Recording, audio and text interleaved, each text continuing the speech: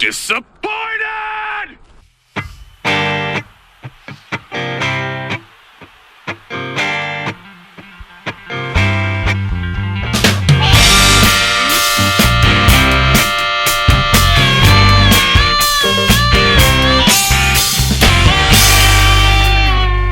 Good evening. Is it a good evening, Liam? No, it's a somber mood here in the Gents at the Wicco. We apologise, Joust, as the energy's been sapped out of the room by two, groundbreaking pieces of history that have happened here today. Both really shaking the roots of democracy. Yeah. I think shaking our beliefs in the institutions. That's right. The institutions of the presidency of the United States. Yep. The organisation of the Newcastle Knights. It's really shaken our beliefs in what we expect out of those two great paragons of civilization. Really, I think so. Equally as shocking, really. Because often we watch the game and then we have a few days to digest and we resonate and we go, okay, and we put things back together. Well, see, for us, it's not digesting right now. It's burning up in the acids in our stomach. Yeah, it's pain and it's burning. And I know about acid stomach burning. I got terrible reflux always. As I get older, it seems to get worse. I had to purchase your quickies on the way last week, remember? You did. I said, Liam, can you please pick me up some quickies? You said, absolutely, like it was my medicine for life. And in some cases, it is.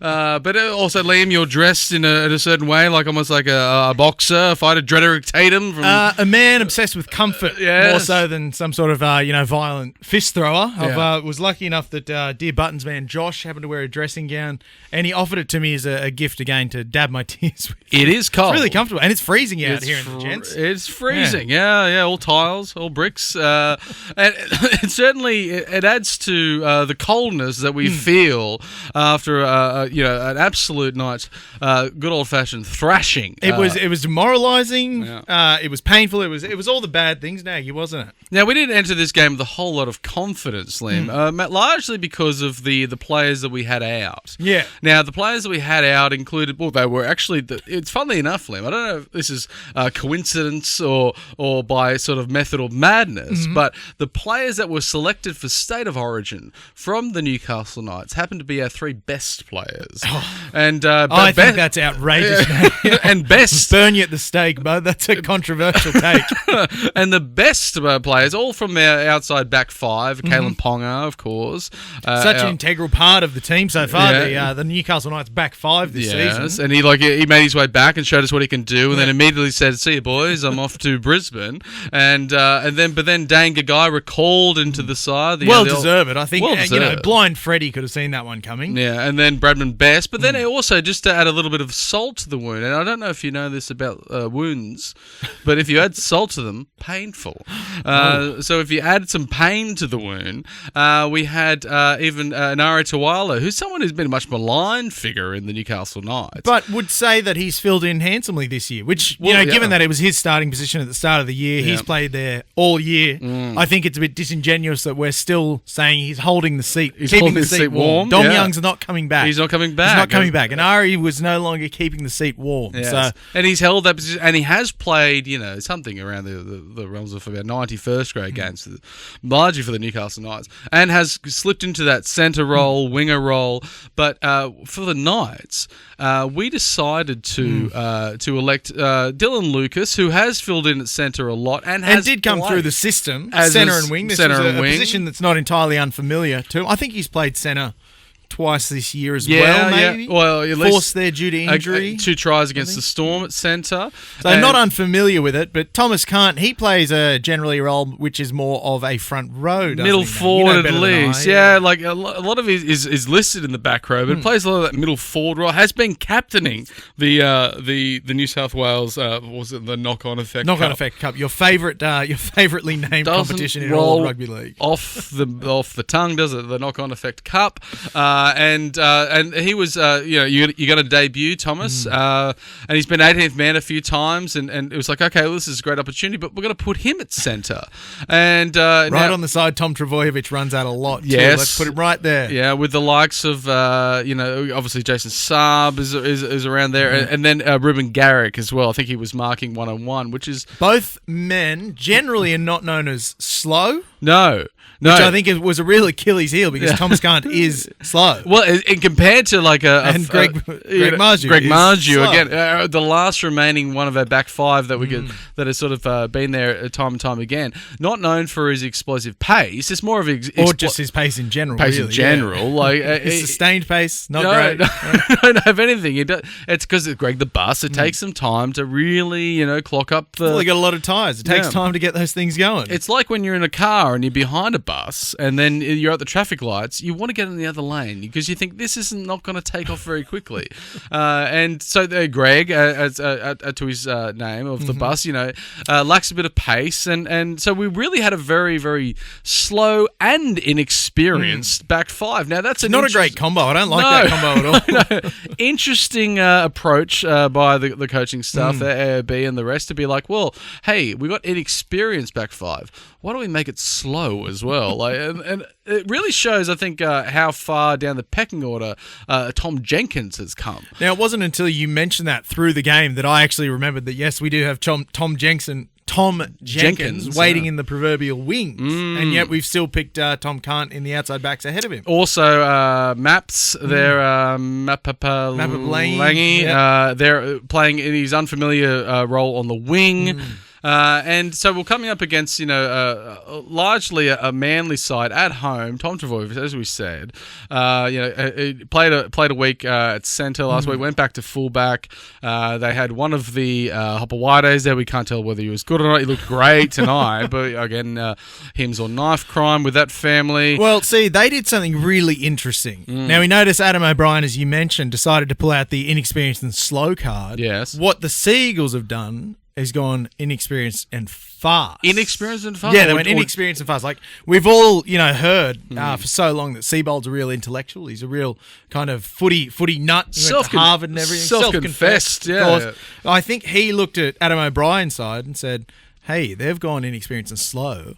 Let's try and experience them fast. And the boys said, I don't know, boss. I don't know. This isn't Harvard talk, is it, buddy? There was certainly some experience there that made our selections look a bit silly. Even Tommy Talau there, who has often played fullback, came into the centres. And just seemed to, like, if you look at the Hopawade, then we weren't sure it's good or not, over 240 running metres. Incredible sort of stuff from them. And it was very, very good. It was always going to be an uphill battle, but I think in the way that I was hoping that the game would go is that the Knights would have 96% possession and then they wouldn't be able to score because they wouldn't have the ball. Now, why didn't you tell Adam O'Brien this at least like 3 days ago? He could have slipped it into Thursday training. We wouldn't be sitting here. Doesn't pick up my calls anymore. Yeah, this game definitely stop calling me. This game did feel a little bit 2016, 2017 around that time in the doldrums there. Where if we look at the stats, there wasn't a great deal wrong. 10 errors isn't great. Not great. But it's around, we've won games with 10 errors before. Yeah, it's not bad enough to indicate a 38-point deficit. And then, penalties were evenly matched. Ruck and finishes went both to Manly there. And but if we look at tackle effectiveness was 91% for the Newcastle Knights. Isn't that wonderful? Missed tackles. Silver lining to every cloud, eh? Missed tackles, 32 to 27. And we all know that's the stat that really wins you the game. Well, it does. In Rugby League week in 2057, they're not going to say the Knights were outscored 44 points to 6. They're going to say, boy, the Knights only made 5 ineffective tackles to Manly's 14. Yeah. What a wonderful performance! How did they do it? Very well coached, boys. Even the average set. I think the forwards, were put under a lot of pressure to do something, and they ended up having to do things where force and offload, or thinking about what was going to be the next play. And they did get a bit silly. Yeah, and we certainly didn't have the luck when it came to keeping our own players on the field. Now, the most unfortunate one of this, besides Greg the Bus copying what looked to be a cork or something wrong with his knee. Looked very uncomfortable. We thought for a moment knee-on-knee contact, perhaps, which is one of the worst painful injuries you can get. Absolutely. Don't like knee-on-knee contact. It can feel like you can never walk again moments after a knee-on-knee. Yeah. It's like you're getting hit between the funny bones. Yeah, exactly. Yeah. It's not funny. That gap. Not funny, I can tell you that. Whoever came up with that joke was a sick puppet. Yeah. Real sick puppy. But then we, even with our forwards, these two forwards came together. And as a man with a large forward, Liam, I feel like I'm somewhat of an expert on the subject. Where you have Dan Saifiti and Brodie Jones. Now Brodie Jones has, we refer to it as no crumple zones in his body. Like it's all stiff. It's like a car that was made in 1971. Yeah. It was just made. It was rigid. It's square. See, that was back when no things neck. were made properly. A steel frame. Oh, yeah. We used to make things in this country. Absolutely. Steel framed cars. Yeah, Brodie Jones was the last thing that we made. Yeah. It was the last. Came off the production line at the Holden factory in Monaro. And we were proud, and it was firm. That's and we said, when Australia was a real nation. No rust in Brodie Jones. You'll never get any rust. But at the same, what about the rust proofing? Well, no, there's not. God damn it! Not 1 ounce of plastic that you see within it. But unfortunately, he swung around the tackle in that classic sort of catapult way that we know two players are swinging around sort of head first. Centrifugal motion. Yeah. Speeds them up, you see. And the last thing that you want to hit. It's like the Large Hadron Collider when they collided the atoms. Exactly like the Hadron Collider. Did they find the Higgs boson particle? Was that there? I think they're still looking. Was that at CERN? They might be. The jury is still out whether they found it or not. Well, there you go. The Knights' defensive effort tonight was the Higgs boson particle. Exactly what I was thinking, Liam. If only I knew what you were talking about. Then there was, but the collision between Brodie Jones has found the head of Dan Saifiti. Now, see, we have an image of it happening in real time. Real time. There, they've gone completely noggin on noggin. Man, the freeze frame work of the Channel 9 team these days is quite amazing. Yeah, it's amazing. That's one frame out of 2400. What is it? 24 frames a second. Something We've got like the one. The one. The one frame where contact was made. And what did you know? The atom between the two actually exploded. It was there was a small blast. Which was felt. I think I even felt a slight case of nuclear fission. Slightly, just between the boys. Just slight, yeah. They want to be building, nuclear reactors in this country, and we saw one in New South Wales, just in the Northern Beaches, that happened there when these two noggins came in. Now, you know what? Didn't like it. I'm voting solar. Bring back the windmills. Yeah, it's certainly if you're Brodie Jones, the last head you want to run into is Dan Saifiti. If you're Dan Saifiti, the last head you want to run into is Brodie Jones. It's sort of this Australian Fiji. A combination that we really, really didn't want to see, and that unfortunately basically ruled them out for the remainder of the game. Both of them, I think, were HIA'd.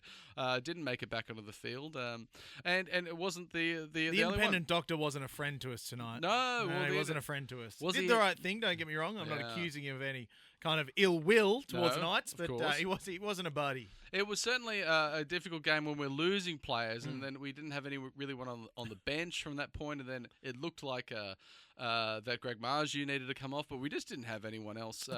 There was no cattle. We have a team full of front rowers and second rowers. At one stage, Thomas can't, or boy, sure hope he can. But he sure didn't. He sure didn't. Thomas shan't. Unfortunately, making his debut, also played some time on the wing. Not a position that I think he thought he was going to be playing. In the likes of marking up already against Ruben Garrick, but then having to make these sort of defensive decisions against one of the Hopawades, Jason Saab as well, who we all know is a little bit of a water dragon. He does. He just skims across the surface so quickly. Yeah. And I don't think there was a lack of effort by the Newcastle Knights. We certainly made some terrible errors in times where it felt like we might have been putting ourselves in good position to be able to hold the ball, but we seem to cough it up, give Manly a smell, a little tinker, a rumour of a opportunity, and they took it with both hands, and they just they blasted it out wide, and it seemed to have us all at, I was going to say 6s and 7s, but I don't think we even had that many 40s and 4s. 40s, yeah. It's taken me back to a time where we had to fall back on, hey, at least the effort was there. This feels like one of those games from the before times, from a different life, where we had the effort, and that was fine. Well, we went through stages. Okay. Being a Newcastle Knights fan, you go through stages of when we were in the doldrums, and about 9 or 10 years ago, and it was around that time where we said, the effort wasn't there. All we want as supporters is the effort, and we were not asking much at all. But then we stepped up from that. And we said, look, the effort is all we want to do is compete. We don't care about the win. Was there. And all we want to do is win. Win, yeah. Now we're back down 2 rungs. Now we're back. We're falling all the way down. We're applauding the effort. We're saying, well, at least we tried. Well done. there was. It did seem like that we were mismatched right from the get-go, and it's very, very difficult in this time, Liam, because we like to give our hats off to a player that we think did particularly well. And there's. You'll notice our hats firmly rooted to our heads tonight, Justice. Mine's glued on. If I take mine off, it will tear most of my hair out of my skull. And it was, but I think Fletcher Sharp. They're only playing again. I think he's a 5th or 6th game. Well, I think you summed up the situation before the show when we were talking about who should get it, and you said Fletcher Sharp. Why is that? He didn't do anything wrong. Didn't do anything wrong. That was the only criteria. Yeah. Was that he didn't have to have done anything wrong. And we're falling back to effort. He did effort. He did plenty of effort. He did effort. Yeah. You know, you can't take that away from him. Now, you admired Greg the Bus. No, I unadmired. We only had one hats off. I think we're going back. Hats back on. Yeah. So you unadmired Greg the Bus. I think, and again, I can't pin this personally on Greg the Bus because he was somewhat set up to fail. He's not the kind of man who can contain a Jason Saab. No, not at all. He couldn't even contain a Jason Volvo, if he had to. I don't think he really stood a chance there. So it's not entirely through his own fault. It's by design, and was exposed very, very, very, very, very early in the game. One leg as well. And that's where the rot set in. And unfortunately, the rot was right around his lower groin. Yeah, of course, lower groin injury. We don't really know what joint it was at, but it was lower. And he was our most experienced of the back five. Unfortunately, which was a very big concern. It was a big concern coming into the game. Also, like compiling, you haven't got exactly the steady hand of Will Price. You've got the steady hand of Jackson Hastings, but Jackson by his own. You got the fidgety fingers of Will Price. Yeah, the fidgety fingers of Will Price, and then the very young fingers of Fletcher Sharp, and then it's a youthful hand. Yeah, youthful hand. Yeah, we've got 12 hands, and none of them are quite there. As far none of them have all 5 fingers working in unison. Working. And the fingernails need a clipping, and some say you don't know what the left hand doesn't know what the right hand's doing, but this one the pointer doesn't know what the pinky's doing. We've really focused in on the come down to not even talking hand to hand. It's just finger to finger. It was very difficult for cohesion to be found within a team that has played very, very little football, and also the ceiling of talent as far as being a good defensive and attacking centre of players that just have not played in those positions before, coming up against the likes of the Garricks, the Hopewades, the Tom Travojeviches. Now, does this lead into the conceptual hats off we have for this week? The hats back on to Adam O'Brien, coach of the Newcastle Knights. Yes, unfortunately, I think Adam has to wear this one with selecting Thomas Cant as hats back on, really as the selection to give a player that seems, as a very young fellow, Thomas Cant's I think 21 years old, and he's been captaining the Knock-On Effect Cup side, and he's been sort of just trying to get into that first grade side, and you think he would get that sort of number 17, come on as a running forward for 15 minutes and really get his sort of debut that he's earned. But instead, he ended up being selected as centre outside of his position. He was fed to the Wolves, is what's really happened here. I think so. He's been fed to the Wolves. Unfortunately, wasn't Liam Neeson. No, that's right, because he's quite good, but when the Wolves are after him. He is. Remember, he tapes the bottles to his hand, smashes the bottle, and punches on with the Wolves. It does look like a fun film, doesn't it? It really is. It's a great movie. Yeah. Of course, some say it's a bit derivative of the movie with Anthony Hopkins and Alec Baldwin, The Edge. Oh, The Edge. Where they're running away from the bear in the plane. Some say it's a bit derivative from that. I would agree, but I think they're both wonderful movies. They are quite good, yeah. As far as animal stalking sort of films, they're both. Because you don't see many of them about land animals. It's usually about sharks, crocodiles. Yeah. Moby Dick. Lake Placid, of course. Lake Placid, that was a great one. Blood Surf, that was a really good one. Sharks, of course, it's been done for Deep death. Blue Sea 1, 2, and 3. Yeah, of course. I only recently, the better of the within shark. The last year, I discovered that it's a trilogy, and one day I sat down and I watched all 3. It was a wonderful day. I had a great time. They're great movies. Diminishing returns, possibly on the no, just it gets stronger. Stronger returns, yeah. Better and more amazing. It was a wonderful I'd say time. it dips at 2. Dips at 2. Return. 3 comes back. Okay, right. I'll have to check these out because there is a lot of less than practical effects, I think, used than for the sharks. It's more of like if you could conceptualize a shark on a computer screen, and then of course with the famous one with Jaws 3D. Jaws 3D, which is basically that was a ripper. which has been ruled out of Had to have those cardboard glasses with one red lens and one Blue lens? They never worked, really, did they? No. It They makes look you cool. feel, You can wear yeah. them out there. I didn't even like even with Avatar when they were like, no, these aren't the tacky cardboard 3D ones. These are plastic glasses. These aren't your granddad's 3D glasses. To make you put on your face, even though if someone needed glasses to look at the screen, you have to put them over the glasses. But then it was like, oh, this experience is like, it's like you're there in that world. What was the world called in Avatar? Does anyone remember? Pandora. No, I never saw it. What? Never saw Avatar, yeah. Huh. You're not getting my dollars, James Cameron. Yeah, apparently I'm not not. contributing that $1 billion. But even he owns enough yachts. I don't need to go see that. Even then, I had to wear them slightly lower, and I was like, I had to experience You're it like in moments. Buzz Rothfield just looking down over your 3D glasses. Yeah, it was. That's not how they work. You have to look through them. Well, it just didn't feel very right. It made me feel a bit ill. I don't know. So anyway, it was a bit like how the Knights were seeing this game. I was wondering how we were going to tie that one back. Yeah, that's how we got back there. Okay. We had one, and also red and blue lens. Instead of an actual segue, I just like to point out possible segues I could have taken. That's how professional We'll we are. just throw it out there. You guys make the segues yourself. We'll give you the words. You do it in your head. We can't be bothered because we're so disappointed. Now, if we're looking backwards, not forwards, forwards, not backwards, twirling. I'll never look backwards again. Always twirling. Always twirling. Into the future. Now, we do come down to a very, very important game against a team. Now, if we just looked at this team without it having like a symbol or a brand, we said we're coming up against a team that's lost 6 in a row. You'd say, boy, that team's anyone but the Brisbane Broncos, wouldn't you? Yeah, you'd think the Brisbane Broncos wouldn't be that team, but in fact, they are that team. Now, something that we have in common with the Brisbane Broncos coming into the game. Bad rugby league.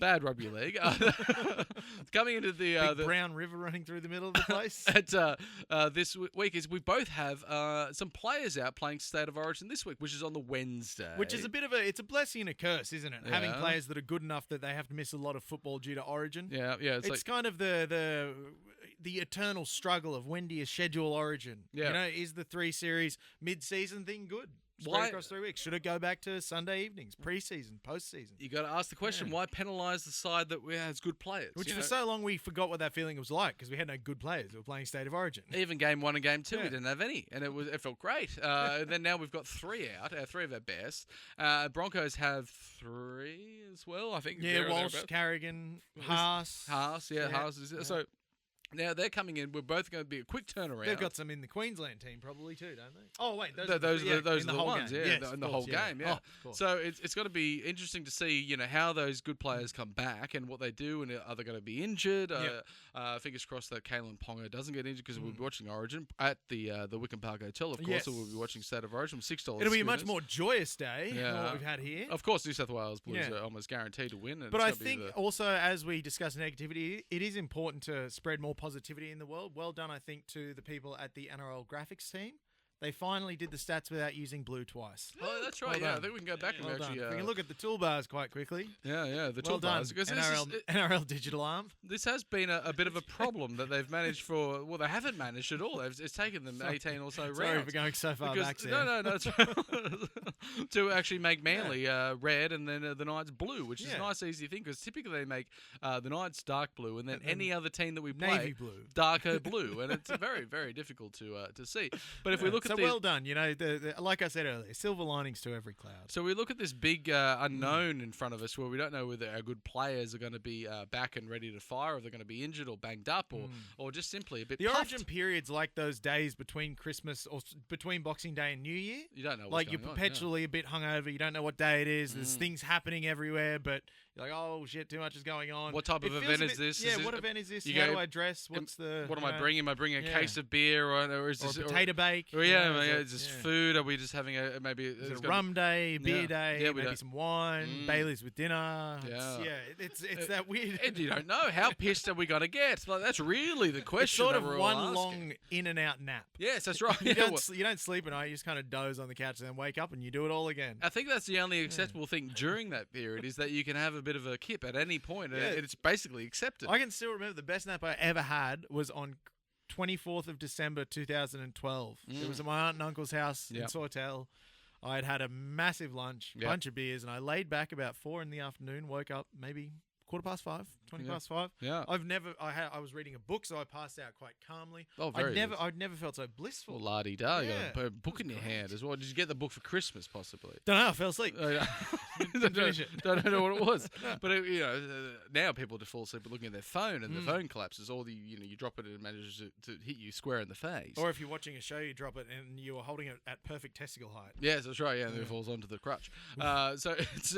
But if we look at these games, First world problem. Yeah, first world phone problem. to the testes. We've got the salvation of the bye is coming up, Liam. Just on the other side of this home game against the Broncos, the Marcus, if JT you will. and the boys, the bye-bye-byes. And but also very important for the Newcastle Knights to secure a win here, because we probably need to win another 5 games this season, which will take us to 13 wins, which is probably enough.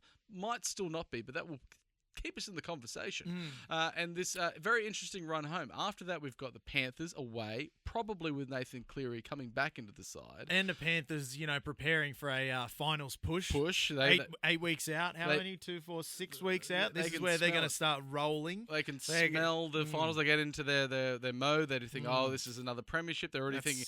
They start thinking, hang on, we've got 3 rings on my hand. I've only got 2 extra fingers.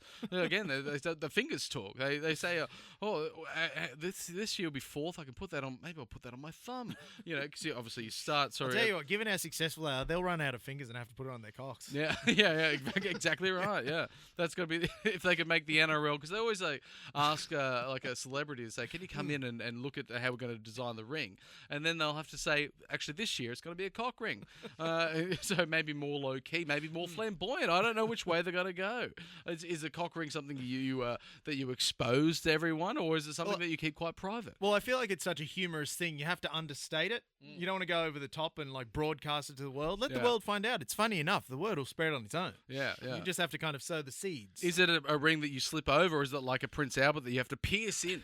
And it's like something that... I hope there's no piercing involved. Piercing straight. I'm not sure. Don't use the word piercing when it comes to that area. No, it's a very well established piercing. It is Prince Albert. It is. I know a guy who had one. Oh, really? Yeah, it didn't surprise me.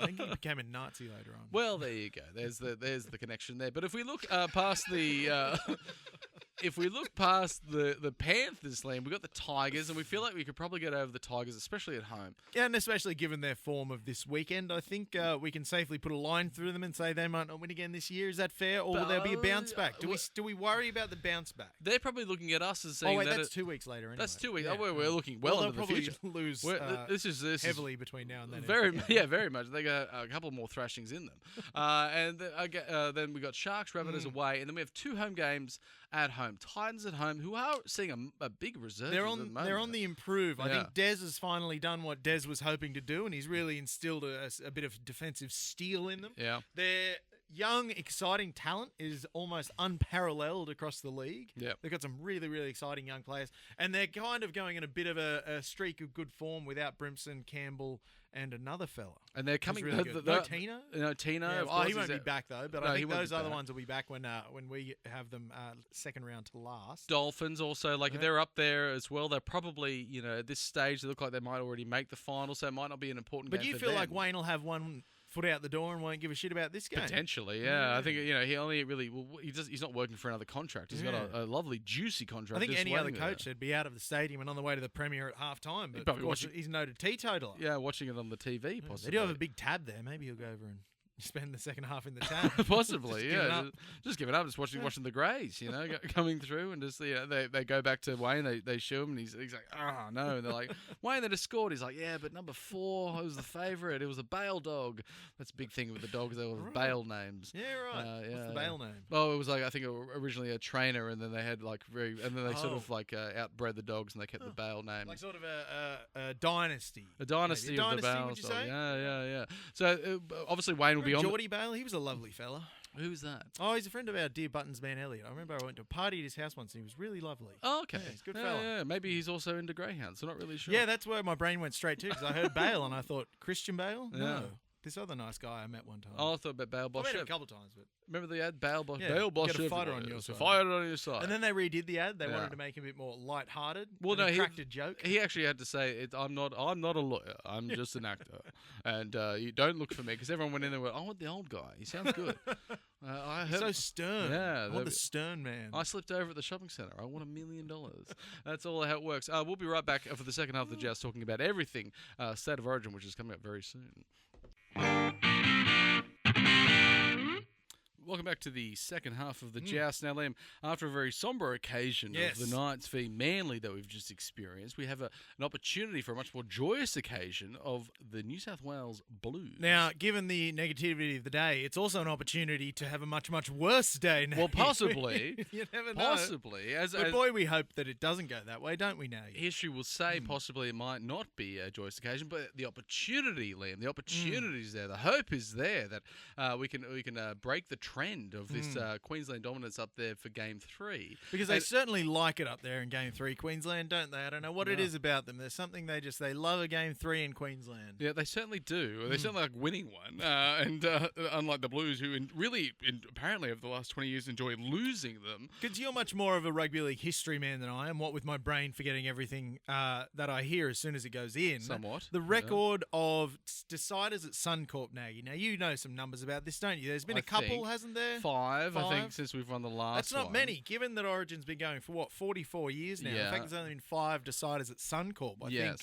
is an interesting little tidbit. I think it's 5. I could be very, very wrong. It feels like I think there has been 5. As far as deciders, of course, there's games that Queensland had already won, like last year. Well, that wasn't a decider at Queensland. So it has these like moments where if it's not the series on the line, they might play there. In 2022 is the most recent one, which I think a lot of people they certainly didn't forget about it, but it was the game that it was where it just seems like everyone was getting concussed and HIA'd and taking off the field. The way State of Origin Rugby League should be now. Yeah, I think that's, State of Origin at its peak. Yes. The brain cells are getting murdered by the millions. Liam, where will you be watching this decider, this very important game? I'll be watching it at the Winger Park Hotel. Nagy, where will you be watching the decider of the State of Origin Rugby League series of 2024? The only place to watch it is the Wickham Park Hotel. Now, the kind of place that gives the atmosphere, like you're at the stadium, but then the convenience of being quite close to your home. It's so conveniently located. Yeah. It's tremendous. And also, instead of long lines for the bar, the bar's right there.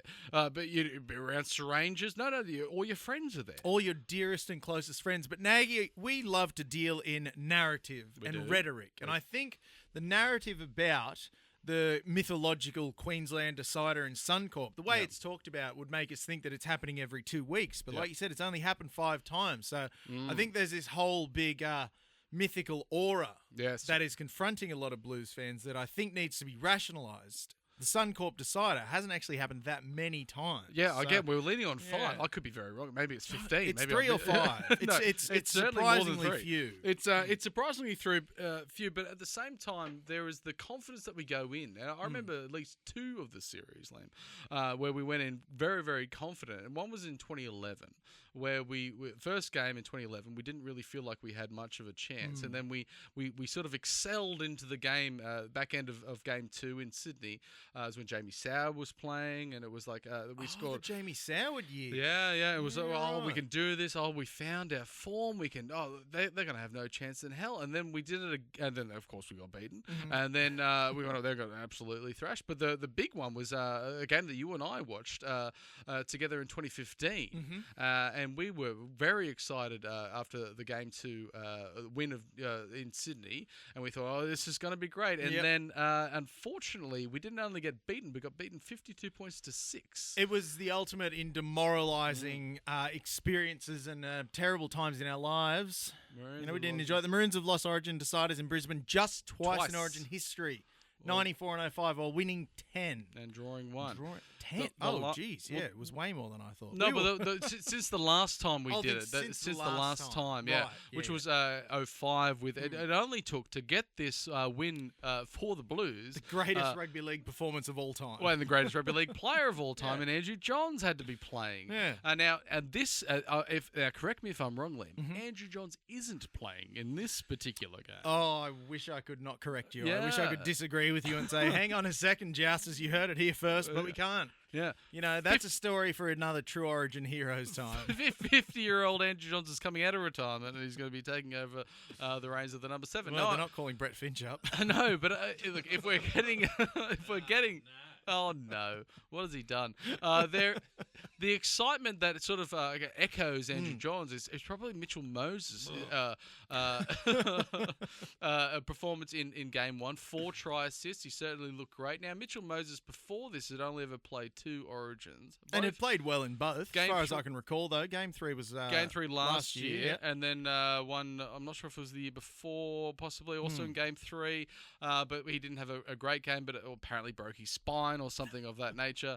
But then it's like, okay, well now Mitchell Moses sort of has control of this side, and not only that, he's got his confidence. Mitch Moses is the epitome of a confidence player, and given his game 2 showing.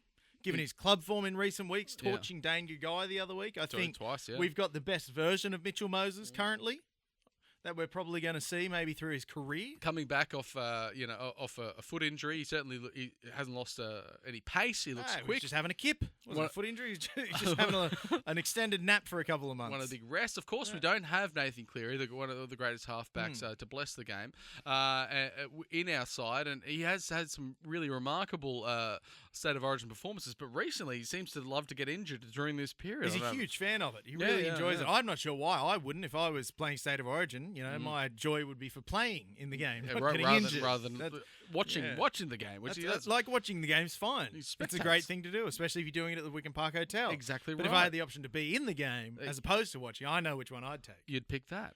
Yeah. There's also been a couple of... especially if they were playing the game in the beer garden at the Wicken Park Hotel. That's right. Could you imagine that, Joust? We can move everyone around to the side, and then it would be a condensed game. Obviously, it'd be 3-on-3. It would be on that sort of... you have to play on your knees. Remember playing knee footy growing up? Yeah. In the living room, you get... carpet burns. Knees. That's how they'll do it in the backyard of the Wicken Well, they got Park that Hotel. Pebblecrete, I believe, there at the Wicken Park Hotel, so that'll be very... So you'd have to hose it down. Pebblecrete's really slippery when it's wet. Yeah. We remember from primary school, we had a no running rule in the rain because the whole school was Pebblecrete. Yeah. It was so stupid. We were children. We'd slip over all the time. I slipped over on Pebblecrete when I was young because my driveway was Pebblecrete and it just tears flesh from the bone. Whose idea was that to be be the flooring in outdoor schools? I don't know. Who's making these decisions? Who's stonewalling this investigation into Pebblecrete? And the pebble walling. Yeah, the pebble walling. The stones are very small. There is a couple of notable inclusions. One, Mitch Barnett, a man that... Wonderful inclusion. Well-deserved inclusion. Many says that he's made for Origin. He certainly won't go missing. Any time that he gets on the field, I think he will go looking rather than missing. We're going to get one of 2 Mitchell Barnetts. Yeah. One Mitchell Barnett may commit a murder on the field and be put immediately in jail. He might do sent that. from the field, so avoiding the sin bin entirely. He's not getting in the wheelie bin. He's going straight into the drunk tank at the end of Caxton Street. Or we're going to get the Mitchell Barnett who runs for 250 metres, 15 tackle breaks, gets in a fight, knocks someone out and scores a try and gets the Churchill medal. Looks great, yeah. I think the Origin Churchill. What's that one called? The Wally Lewis medal. Yeah, we don't even have a medal of a New South Wales player. We have to give them a Queensland medal. Don't like it. No, like it. I've never liked it, especially after the 2018 series where... Again, who's making these decisions? Who's in charge here? Well, there's a committee, apparently. There's got to be a man. We have to write a letter to a man. Well, Billy Slater... Someone in charge there. Won it in 2018. He won the... Famously only having played the second and third game. And he lost, being in a losing side. Yes, he lost the third game, and then they still decided to give it to him. Well, there you have to go into the flaws of the voting system. It's the same with the Dally M, you see. New South Wales had too many good players and were rightly miffed because they had too many good players. It was no team should be denied an award because of too many successful people. I've said it for years. Yeah. Ever since 2018. Ever since 2018, I was really against it. Yeah.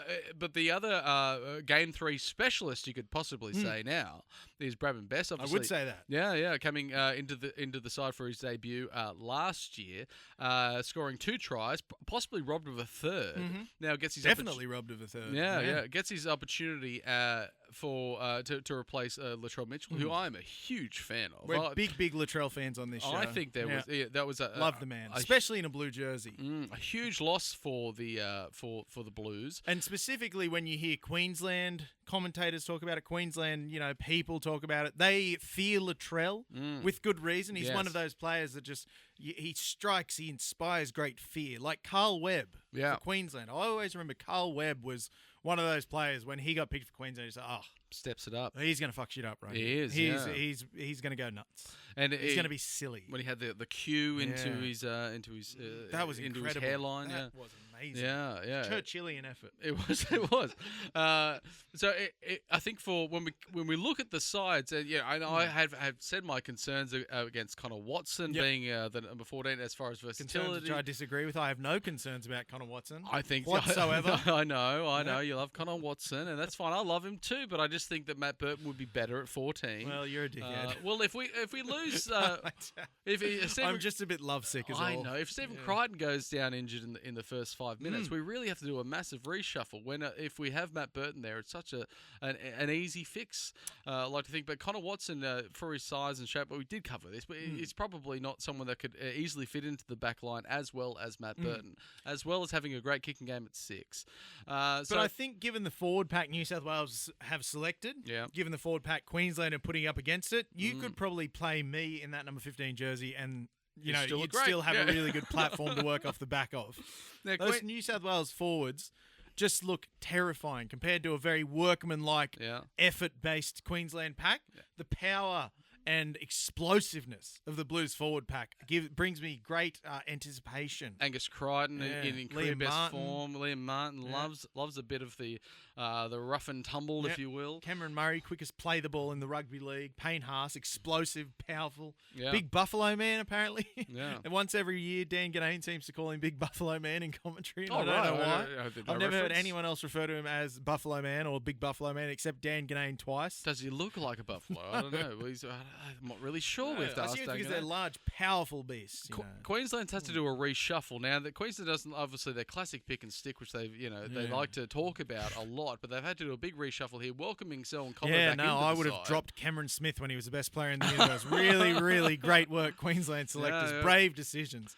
Pick and stick. No, we'll keep Cooper Cronk. Why not? Selwyn obviously was there on the bench in game 1, came straight into the side with mysteriously dropped for game 2. But then mysteriously dropped. He's been welcomed back. Dan Gagai making his return into the centres, despite I think, as we said last week, a lot of his best Queensland form has been on the wing. We might possibly. But again, that was years and years ago. He's wing play is a young man's game. It is. It's very much a young man's game. Valentine Holmes moves out to the wing, and then Kurt notably not a young man. No, that's right. That's Kurt Capewell. So there's your spot. Kurt Capewell comes into the side. A lot of people were calling for David Fafita, who played there all 3 games last year, to be in that. And then Kurt Capewell, after having a bench role in last game, comes in. Jaden Sewer has dropped out completely, and then Kalen Ponga, of course, on the bench, which is not a position that's unfamiliar to him in the Origin. I think that's how he made his debut, and everyone was so excited because he had a wonderful game. Yeah. He was remarkable. Yeah, and he was so close to scoring the game-winning try, but he was gassed because he never played in the middle before. And gives that, there has been questions from some pundits to say he's only been back 1 game, and to throw him out there in the middle. Potentially is going to hurt his gas tank. Now, I had this very similar conversation with Brittany in the car on the way here. There are very, very few players that you rush back into Origin after 0 games or 1 game back. Yeah. One of them, Andrew Johns. Another one of them, Kalen Ponga. He's just that kind of player. Once in a generation. If he plays 0 games, once in a generation. If he plays 0 games for Origin, you put him in. If he plays 1 game for it, you put him in. That's just, it was always bound to happen. Speaking of the Wally Lewis medal, he was someone that was probably could have got the Wally Lewis medal last year, and Ruben Cotter got it. Ruben Cotter got it. Even had a fine series. Don't get me wrong. Ben Hunt Kalen Ponga was the best player on the field in all 3 games. I think it'd be safe to say. In the 3rd game, playing fullback up there in Queensland, and up there in would have been in Sydney. Last game. No, it wasn't last year. It was the year before. 2022 in Brisbane. He got man of the match. He was their best player, and he had a great series. And it was interesting to see. Now we got Kalen Ponga coming back into the side as the crafty veteran. Yeah, rather isn't it great to see the young handsome upstart, which is obviously he's a middle-aged handsome upstart. Well, yeah, in terms of rugby league age, he's middle. So it's going to be, and since then has won the Dally M, had a very successul season Won last all of year. our hearts. Won all of our hearts. He already had him, but he won him over more. He won't let go of mine. But I think the biggest question for Queenslanders, and potentially why we will break the hoodoo and get over them, is in this forward pack where we look like we, as you mentioned before, have the nouts over them. We feel like we're the more aggressive huge pack. upper hand. We're all hand. We are nothing but hand in this situation. Unfortunately, in the one that scares me, Liam, and while we might lose this game and continue on this dominance of this game 3 up there in Queensland, is in the back line. And not saying nothing against our back line. Dylan Edwards, of course, has done plenty to... you're thinking sexy baby, aren't you? Well, I think Reece Walsh... Yeah, the sexy baby. I'll mention a few players out loud because it is a podcast and that is essential. It's an important part of the format. Until I can just give all the messages to anyone listening via We heard what you were saying, Joust, as we tried the silent episodes. You hated them. We've stopped that. We're doing talkies now. We're back on the talkies. Looking at the players like Reece Walsh, Kalen Ponga, and Hamasau Tibuai Electric excitement machine. It seems like they could take this game away from New South Wales very, very quickly. And that is a frightening prospect. Which they almost did in game 2, of course. Hamasau had some injury concerns, but they still managed to find space down the sides a few times. Yeah, he came back on after having a bit of a sore shoulder. Had a bit of fun with Murray Taulangi down that edge. Yes, Murray Taulangi not there this Notably, time. So I think the only way that the Blues can possibly win this game is really is still enforcing that hard nose one-on-one where we're beating you. Violent approach. Approach, yes. Threatening, the maybe. Springboks approach. You go into a game, I'm bigger than you, I'm more powerful than you, and I'm going to bully the shit out of you, and there's nothing you can do about it. The Springboks have been doing it for decades. That's the way the Blues have been playing in these first 2 games. Call in a bomb threat, maybe. Maybe for all the players, call in a bomb threat. Or assassination, of course, is it's on very the tongue. It's very topical. It's on the tongue. Maybe take the ears off a few of the Queenslanders. They've got 2, of course, so they wouldn't have to necessarily come off for the full game. But it's certainly going to be a game that I would like to say is in the balance. I would love to see a great game of rugby league. But I think that's what the world needs. Again, we're in turbulent times here. War in Eastern Europe, presidents getting shot at, Middle East, all that stuff. Dogs the world and now, living together. and the world now needs rugby league more than ever.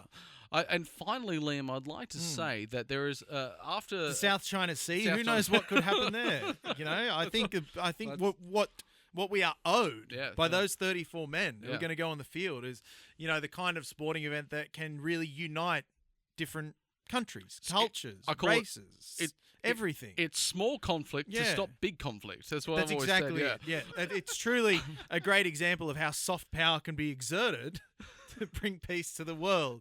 Don't fuck it up, Ashley Klein. Ashley Klein has the opportunity here to have a great game of rugby league that he's adjudicating. Has the opportunity to heal the world. Sent someone off in the first game. Sin binned a couple of players just won. 2. Yeah, no, it was 2. It was a cowardly option. He lost control. He never had it. And I have a real concern that the Blues are going to come out quite strong, and he's just going to blow the pee out of the whistle, if you will, start blowing penalties and set a really dangerous precedent. However, I will say this about referees. There has been, after game 2, there was a lot of talk from the Queenslanders saying, oh, well, of course, the ref...